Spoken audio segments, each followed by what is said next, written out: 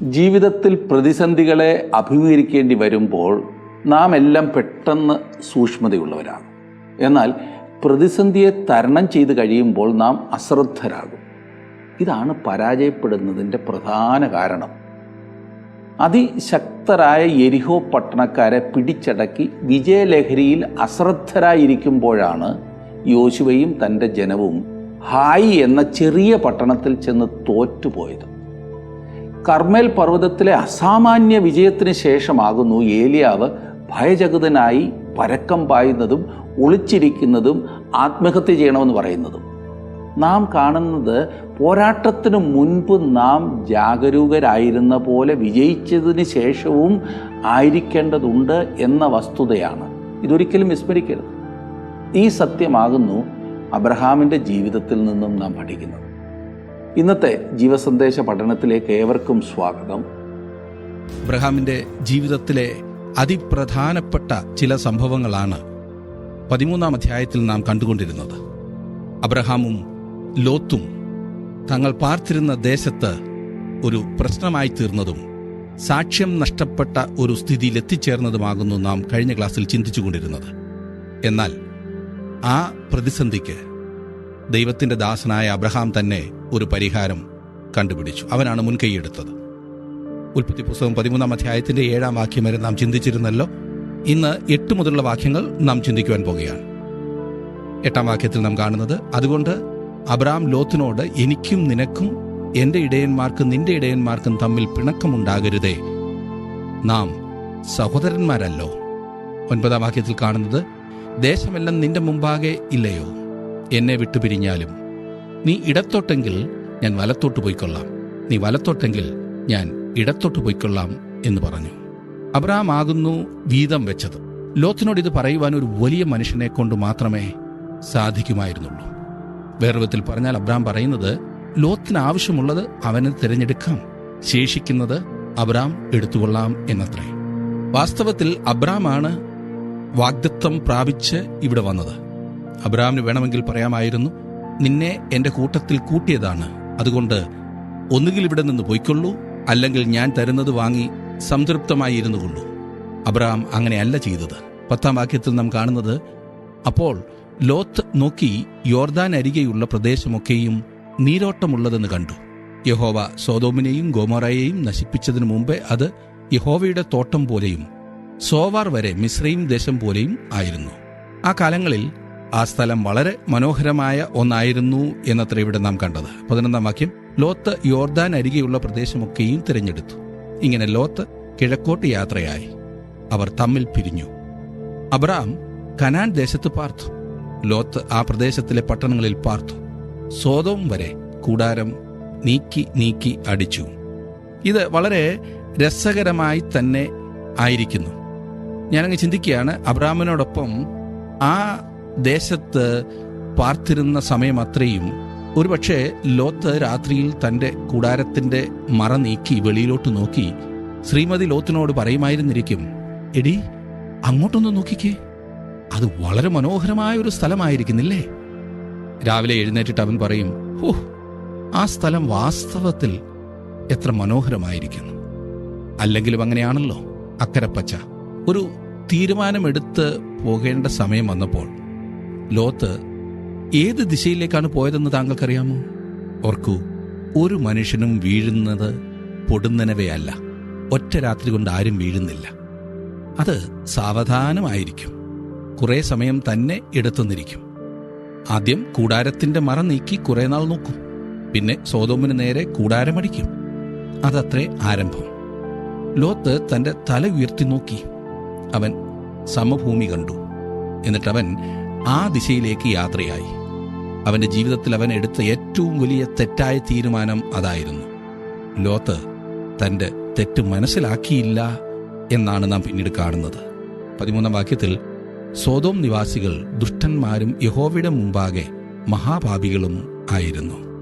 ലോത്തിനും ഭാര്യയ്ക്കും കുടുംബത്തിനും വാസ്തവത്തിൽ എന്താണ് സംഭവിച്ചതെന്ന് നമുക്ക് പിന്നീട് നോക്കാം. 14-ാം വാക്യത്തിൽ, ലോത്ത് അബ്രാമിനെ വിട്ടുപിരിഞ്ഞ ശേഷം യഹോവ അബ്രാമിനോട് അരുളിച്ചെയ്തത്, തലപൊക്കി നീ ഇരിക്കുന്ന സ്ഥലത്തു നിന്ന് വടക്കോട്ടും തെക്കോട്ടും കിഴക്കോട്ടും പടിഞ്ഞാറോട്ടും നോക്കുക.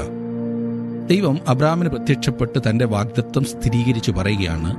ലോത്ത് അബ്രാമിനെ വിട്ടു പിരിഞ്ഞ ശേഷം യഹോവ അബ്രഹാമിനോട് അരുളി ചെയ്തത്. ഇവിടെ ഇതാ അബ്രാമിന് ദൈവം പ്രത്യക്ഷപ്പെടുന്ന മൂന്നാമത്തെ അവസരം. തലപൊക്കി നീ ഇരിക്കുന്ന സ്ഥലത്ത് നിന്ന് വടക്കോട്ടും തെക്കോട്ടും കിഴക്കോട്ടും പടിഞ്ഞാറോട്ടും നോക്കുക. ദൈവം അവന് നൽകുവാൻ പോകുന്ന ആ ദേശം ഇതത്രേ.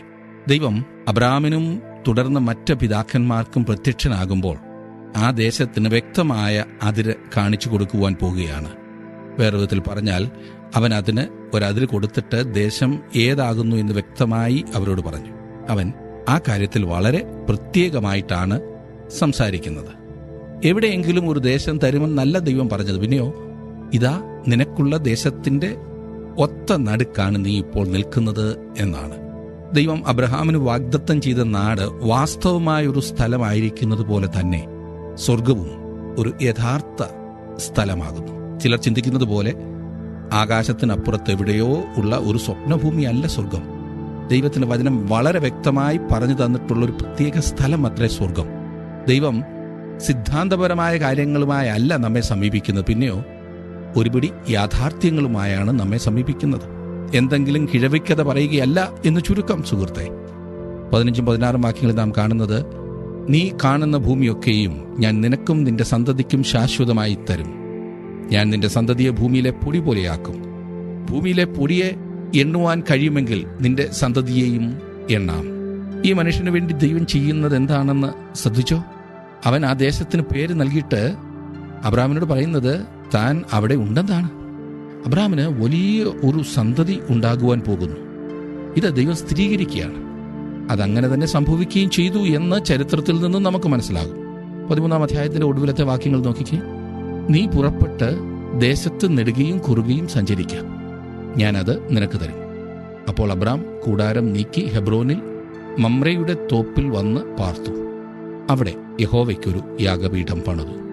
അബ്രാം ഒരു നല്ല യാഗപീഠ പണികാരനായിരുന്നു എന്ന് തോന്നുന്നില്ലേ? അബ്രാം എവിടെയായിരുന്നു എന്ന് നിങ്ങൾക്ക് എപ്പോഴും പറയാമായിരുന്നു. കാരണം അവൻ പോയിടത്തൊക്കെ സാക്ഷ്യം നിലനിർത്തിയിരുന്നു. യഹോവയ്ക്കൊരു യാഗപീഠം എന്നുള്ളതായിരുന്നു അബ്രാമിന്റെ ഏറ്റവും വലിയ ചിന്ത. അതത്ര വാസ്തവമായി അവൻ പണിതതും. മമ്രെ എന്നതിന്റെ അർത്ഥം ഐശ്വര്യം, ധനപുഷ്ടി എന്നൊക്കെയാണ്. ഹെബ്രോൻ എന്നാൽ സംസർഗം എന്നാകും. താമസിക്കാൻ കൊള്ളാകുന്ന അതിമഹത്തായ ഒരു സ്ഥലമായിരുന്നു അത് എന്ന കാര്യത്തിൽ സംശയമില്ല. ഐശ്വര്യത്തിന്റെയും ദൈവത്തോടുള്ള സംസർഗത്തിന്റെയും സ്ഥലത്ത് പാർക്കുക എന്നത് ഏറ്റവും മനോഹരമായ കാര്യമാണല്ലേ? നമ്മെക്കുറിച്ച് ഓരോരുത്തരെക്കുറിച്ചും ദൈവം ആഗ്രഹിക്കുന്നതും അതുതന്നെയാണ്.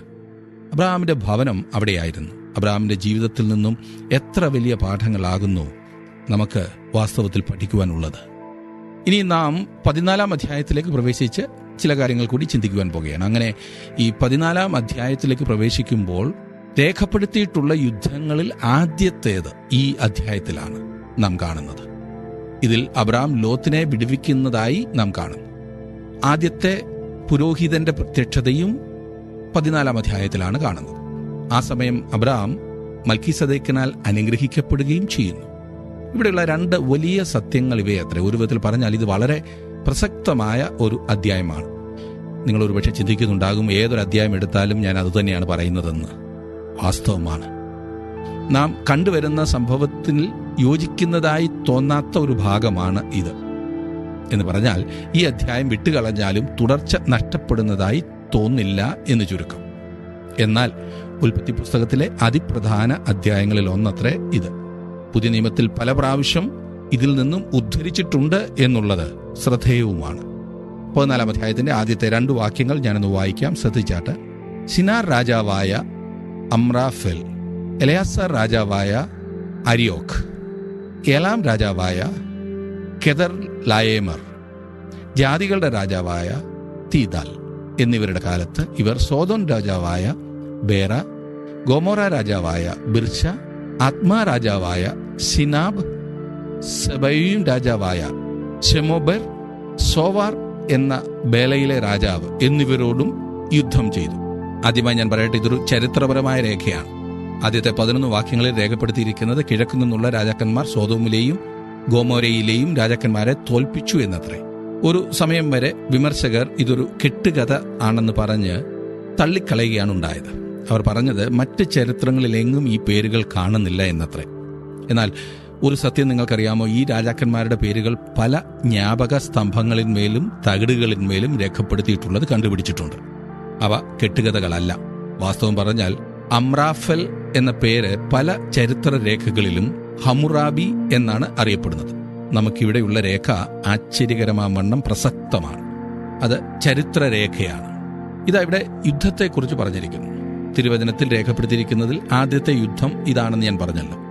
രേഖപ്പെടുത്തിയിട്ടുള്ളതിൽ ആദ്യത്തെ യുദ്ധം ഇതാണെങ്കിൽ തന്നെ ആദ്യമായി ഉണ്ടായ യുദ്ധം ഇതാണോ എന്നെനിക്കറിയില്ല. അങ്ങനൊരു ധാരണ തരണം എന്നാഗ്രഹിച്ചല്ല ഇതിന്റെ എഴുത്തുകാരൻ ഇത് രേഖപ്പെടുത്തിയിരിക്കുന്നത് എന്ന് ഞാൻ ഓർപ്പിക്കട്ടെ.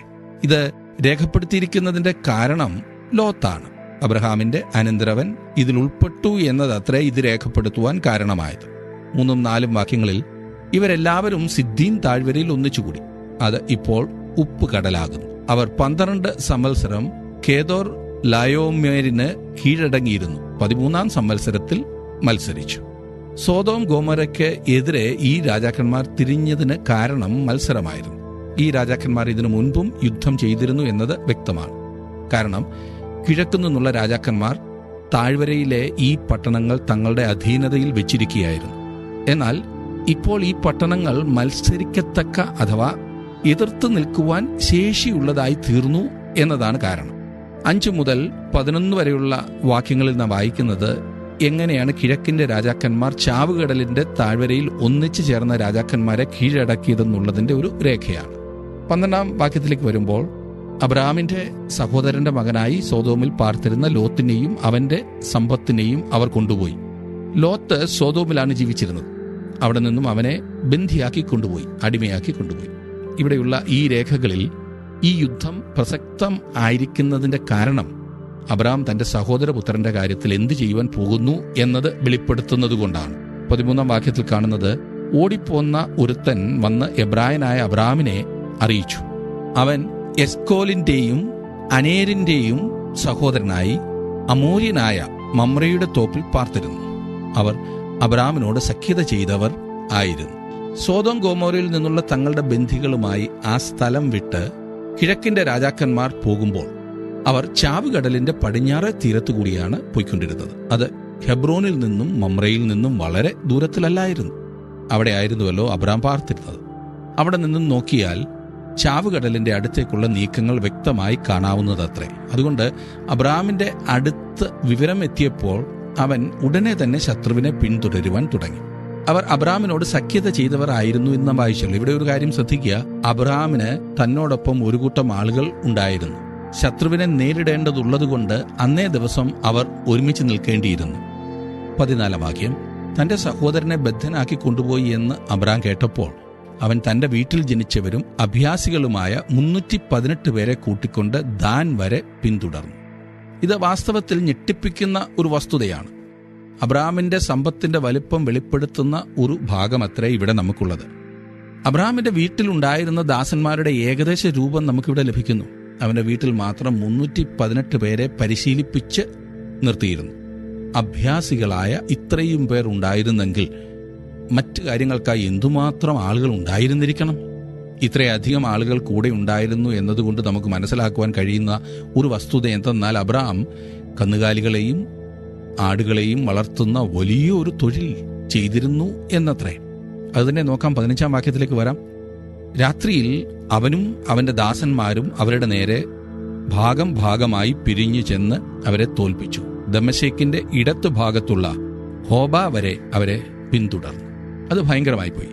അബ്രഹാം ഈ പുരുഷന്മാരെ വടക്കേ അറ്റത്തുള്ള ദമശേക്ക് വരെ പിന്തുടർന്നു. അത് നല്ല ദൂരം തന്നെയായിരുന്നു. വാസ്തവത്തിൽ അബ്രഹാം തന്റെ ദാസന്മാരെ കൂട്ടങ്ങളായി വിഭജിക്കുകയാണ് ചെയ്തത്. ഒരു കൂട്ടം പിൻപിൽ നിന്നും മറ്റേ കൂട്ടം മുൻപിൽ നിന്നും ആയിരിക്കും ആക്രമിച്ചത്. ഫലമോ അബ്രഹാമിന് വിജയിക്കുവാൻ സാധിച്ചു. അങ്ങനെ അവർ മരുഭൂമിയിൽ കൂടി ഓടിപ്പോയി. അവർ ഓടിപ്പോയപ്പോൾ ബന്ധികളെയും കൊള്ളയിട്ടിട്ട് പോയി കളഞ്ഞു. 16-ാം വാക്യം, അവൻ സമ്പത്തൊക്കെയും മടക്കിക്കൊണ്ടുവന്നു. തന്റെ സഹോദരനായ ലോത്തിനെയും അവന്റെ സമ്പത്തിനെയും സ്ത്രീകളെയും ജനത്തെയും കൂടെ മടക്കിക്കൊണ്ടുവന്നു. അവർ സ്ത്രീകളെയും മറ്റുള്ളവരെയും അടിമകളാക്കി പിടിച്ചുകൊണ്ടുപോവുകയായിരുന്നു.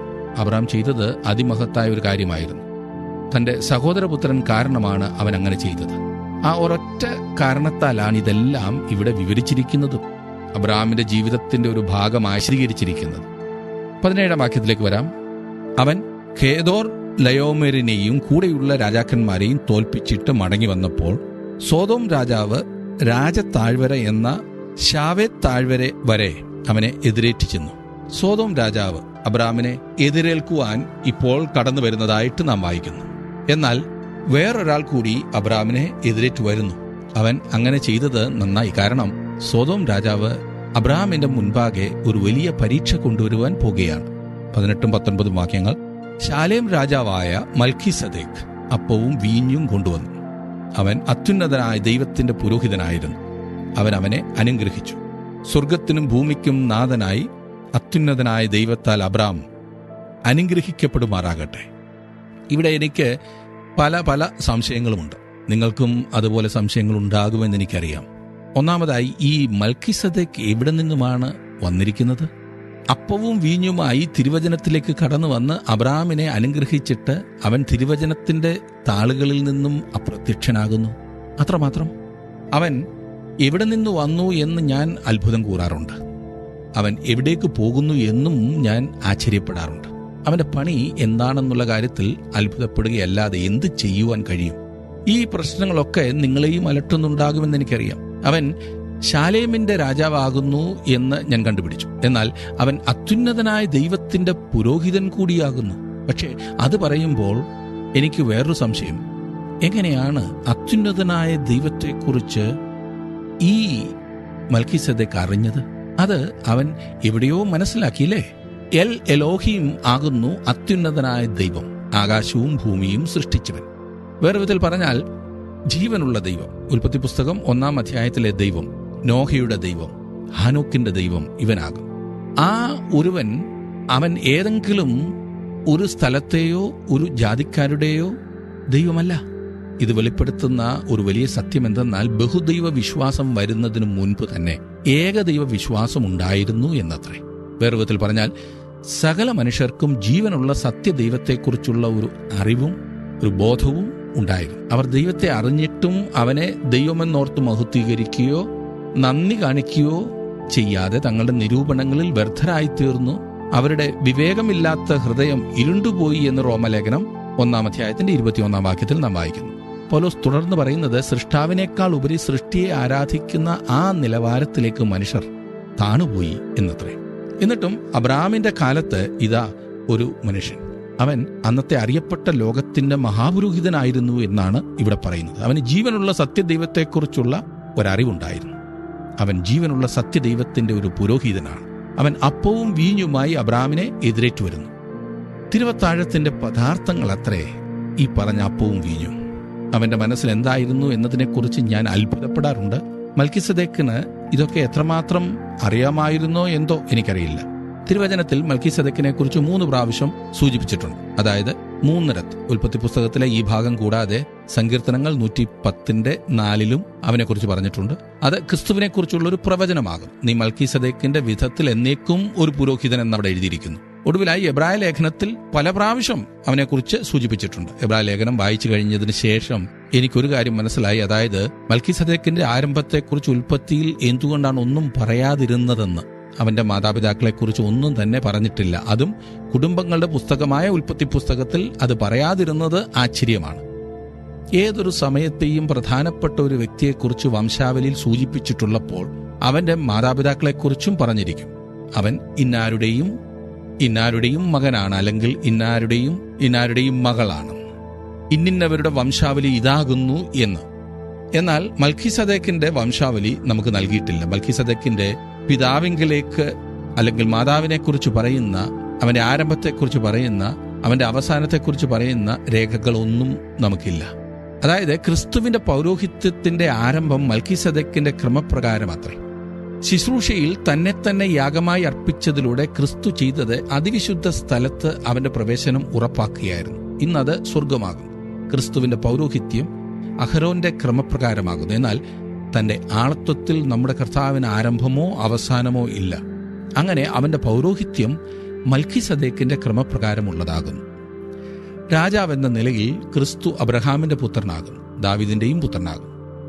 വിശുദ്ധ മത്തായിയുടെ സുവിശേഷത്തിൽ നാം അത് വായിക്കുന്നുണ്ട്. എന്നാൽ വിശുദ്ധ യോഹന്നാന്റെ സുവിശേഷത്തിൽ നാം വായിക്കുന്നത് ആദിയിൽ വചനമുണ്ടായിരുന്നു, വചനം ദൈവത്തോട് കൂടിയായിരുന്നു, വചനം ദൈവമായിരുന്നു, വചനം ജഡമായി തീർന്ന് കൃപയും സത്യവും നിറഞ്ഞവനായി നമ്മുടെ ഇടയിൽ പാർത്തു.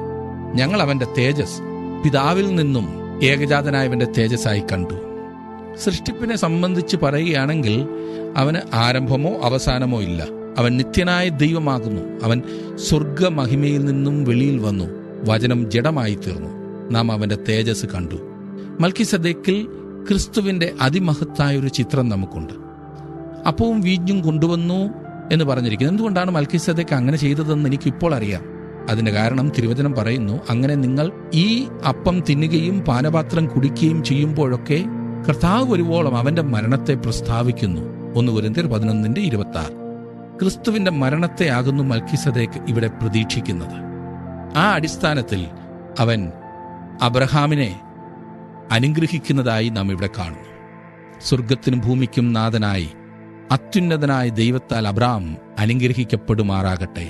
ആ സമയത്തെ ലോകത്തിലെ മഹാപുരോഹിതനായിരുന്നു ഈ വ്യക്തിയെന്ന് ഓർക്കണം. ലോകത്തിന്റെ ഇന്നത്തെ വലിയ മഹാപുരോഹിതനാണ് കർത്താവായ യേശുക്രിസ്തു. കർത്താവായ യേശുക്രിസ്തു മൽക്കിസദേക്കിന്റെ ക്രമപ്രകാരം ഉള്ളവനാണ്, അല്ലാതെ അഹ്റോന്റെ ക്രമപ്രകാരമുള്ളവനല്ല. അഹ്റോൻ ഇസ്രായേലിനും പ്രത്യേകമായി സമാഗമന കൂടാരത്തിനും മാത്രമായിട്ടുള്ളവനായിരുന്നു. തന്റെ ആളത്വത്തിൽ ക്രിസ്തു മൽക്കിസദേക്കിന്റെ ക്രമപ്രകാരം ഉള്ളവനാണ്. 4-ാം അധ്യായത്തിന്റെ 20-ാം വാക്യം ഒന്ന് നോക്കിക്കാട്ടെ. നിന്റെ ശത്രുക്കളെ നിന്റെ കയ്യിൽ ഏൽപ്പിച്ച അത്യുന്നതനായ ദൈവം സ്തുതിക്കപ്പെടുമാറാകട്ടെ എന്ന് പറഞ്ഞു. അവന് അബ്രഹാം സകലത്തിനും ദശാംശം കൊടുത്തു. ഇവിടെ ഇതാ ആരംഭത്തിൽ തന്നെ അബ്രഹാം മൽക്കിസദേക്കിന് ദശാംശം കൊടുക്കുന്നു. ദശാംശം കൊടുക്കുന്നതിനെ കുറിച്ച് അവൻ എങ്ങനെയാണ് അറിവ് കിട്ടിയത്? അവനിത് സംബന്ധിച്ച് ദൈവത്തിൽ നിന്ന് ഒരു വെളിപ്പാട് കിട്ടിയിരിക്കണം എന്നത് വ്യക്തമാണ്. മറ്റുള്ള കാര്യങ്ങൾക്ക് ലഭിച്ചതുപോലെ തന്നെ ഇവിടെയും ഒരു വെളിപ്പാടുണ്ടാകും. 21-ാം വാക്യം. സോദോം രാജാവ് അബ്രാമിനോട്, ആളുകളെ എനിക്ക് തരിക, സമ്പത്ത് നീ എടുത്തുകൊള്ളുക എന്ന് പറഞ്ഞു. ഇതാകുന്നു പരീക്ഷ. അക്കാലങ്ങളിലെ നിയമമനുസരിച്ച് അബ്രാമിന് കൊള്ളയും ആളുകളെയും ലഭിക്കുവാനുള്ള പൂർണ്ണ അവകാശമുണ്ടായിരുന്നു. എന്നാൽ സോദോം രാജാവ് കൗശലക്കാരനായിരുന്നു. അവൻ പറഞ്ഞത്, ആളുകളെ എനിക്ക് തരിക, സമ്പത്ത് നീ എടുത്തുകൊള്ളുക എന്നത്രേ. ഇത് അബ്രാമിന് ഒരു പരീക്ഷയായിരുന്നു. അതിനുശേഷം ആരെങ്കിലും പറഞ്ഞെന്നിരിക്കട്ടെ, ആ മനുഷ്യൻ അബ്രാം വാസ്തവത്തിൽ സമ്പന്നനാണ്, ദൈവം അവനെ അനുഗ്രഹിച്ചതാകുന്നു പോലും. ഇത് കേട്ടാൽ സോദോം രാജാവ് അതാകെ പുച്ഛിച്ചു തള്ളിയേനെയും. ദൈവം വെറുതെ ഇരി, ഞാനാണ് അവനെ സമ്പന്നനാക്കിയതെന്ന് സോദോം രാജാവ് തട്ടിവിട്ടേനെയും. അബ്രാമിന് അതറിയാമായിരുന്നു. അവന്റെ വാക്കുകൾ തന്നെ ശ്രദ്ധിച്ചാലും 22-23 വാക്യങ്ങൾ. അതിന് അബ്രാം സോദോം രാജാവിനോട് പറഞ്ഞത്, ഞാൻ അബ്രാമിനെ സമ്പന്നനാക്കിയെന്ന് നീ പറയാതിരിപ്പാൻ ഞാനൊരു ചരടാകട്ടെ ചെരുപ്പുവാറാകട്ടെ നിനക്കുള്ളതിൽ യാതൊന്നുമാകട്ടെ എടുക്കയില്ല എന്ന് ഞാൻ സ്വർഗത്തിനും ഭൂമിക്കും നാഥനായ അത്യുന്നത ദൈവമായ യഹോവയിലേക്ക് കൈ ഉയർത്തി സത്യം ചെയ്യുന്നു. അബ്രാം ഇപ്പോഴും മൽക്കിസദേക്കിന്റെ അനുഗ്രഹത്തിന്റെ സ്വാധീനത്തിലാണ്. അവൻ മൽക്കിസദേക്കിനെ കണ്ടുമുട്ടിയത് നല്ലതായിപ്പോയി. നമുക്ക് വരുന്നതായ ഏതൊരു പരീക്ഷയെ നേരിടുവാനും ദൈവം നമ്മെ പ്രത്യേകം തയ്യാറാക്കുന്നു എന്ന് ഓർക്കണം. നമുക്ക് സഹിക്കുവാൻ കഴിയാത്തതായ യാതൊരു പരീക്ഷയും നമുക്ക് ദൈവം നൽകില്ല. ഈ പരീക്ഷയ്ക്ക് വേണ്ടി അബ്രാമിനെ ദൈവം തയ്യാറാക്കി. എനിക്ക് തോന്നുന്നത് അബ്രാം യുദ്ധത്തിന് പുറപ്പെടുമ്പോൾ ദൈവവുമായി ഒരു ഉടമ്പടി ചെയ്തു കാണുമെന്നാണ്. ദൈവമേ, ഞാൻ ഈ യുദ്ധത്തിന് ഇറങ്ങുന്നത് കൊള്ളയ്ക്ക് വേണ്ടിയല്ല, എനിക്ക് സമ്പത്തുണ്ടാക്കണം എന്ന ചിന്തയല്ല, ലോത്തിനെ എങ്ങനെയെങ്കിലും ഒന്ന് രക്ഷിക്കണം, തിരികെ കൊണ്ടുവരണം, അത്രേ എനിക്കുള്ളൂ. അത് ചെയ്യുവാൻ ദൈവം അവനെ അനുവദിച്ചു. ഇപ്പോൾ അബ്രാം ഇത് സോദോം രാജാവിനോടൊരു സാക്ഷ്യമായി പറയുന്നു. അബ്രാം പറഞ്ഞു കാണും, ഞാൻ ജീവനുള്ള സത്യദൈവത്തെ ആകുന്നു ആരാധിക്കുന്നത്, ഞാൻ ഒന്നും എടുത്തുകൊണ്ടു പോരില്ല എന്ന് സത്യം ചെയ്തിട്ടുണ്ട്. നിനക്കെന്നെ സമ്പന്നനാക്കുവാൻ സാധ്യമല്ല. ഒരു ചരടാകട്ടെ ചെരുപ്പിന്റെ വാറാകട്ടെ എനിക്ക് നൽകുവാൻ ഞാൻ നിന്നെ അനുവദിക്കില്ല. കാരണം അത്രയെങ്കിലും നീ എനിക്ക് തന്നാൽ നീ ഓടി നടന്ന് പറയും, നീ ആണ് എന്നെ സമ്പന്നനാക്കിയതെന്ന്. ഞാൻ ധനവാനാകണമെങ്കിൽ ദൈവം അത്രേ അത് ചെയ്യേണ്ടത്. ഒടുവിലത്തെ വാക്യം കൂടി നോക്കിക്കാട്ടെ. ബാല്യക്കാർ ഭക്ഷിച്ചതും എന്നോടുകൂടെ വന്ന ആനേർ, എസ്കോൽ, മമ്രേ എന്നീ പുരുഷന്മാരുടെ ഓഹരിയും മാത്രമേ വേണ്ടൂ. ഇവർ തങ്ങളുടെ ഓഹരി എടുത്തുകൊള്ളട്ടെ. എന്നാൽ അബ്രാം വേറൊരു കാര്യം പറയുന്നത് എന്തെന്നാൽ, ഈ മറ്റുള്ള പുരുഷന്മാർക്ക് കൊള്ള അവകാശപ്പെട്ടതാണ്, അവർക്കത് ആകാം. എന്നാൽ ഞാൻ ഒന്നും എടുക്കുന്നില്ല. എന്നോടുകൂടി ഉണ്ടായിരുന്ന ബാല്യക്കാർ ഭക്ഷിച്ചത് നിന്നെ സേവിച്ചതിനും നിന്നെ രക്ഷിച്ചതിനുമുള്ള അവരുടെ കൂലിയത്രേ. എന്റെ കാര്യം പറഞ്ഞാൽ എനിക്കൊന്നും തരുവാൻ നിന്നെ കൊണ്ട് കഴിയില്ല. എത്ര മഹത്തായ ഒരു മാതൃക! ദൈവത്താൽ സമ്പന്നനാകുവാനാണോ താങ്കൾ ശ്രമിക്കുന്നത് സുഹൃത്തെ? അതെത്ര അഭികാമ്യമാണെന്നറിയാമോ? ഇന്നത്തെ ജീവസന്ദേശ പഠനം ശ്രദ്ധിക്കുവാൻ നിങ്ങൾ താല്പര്യപ്പെട്ടതിന് നന്ദി.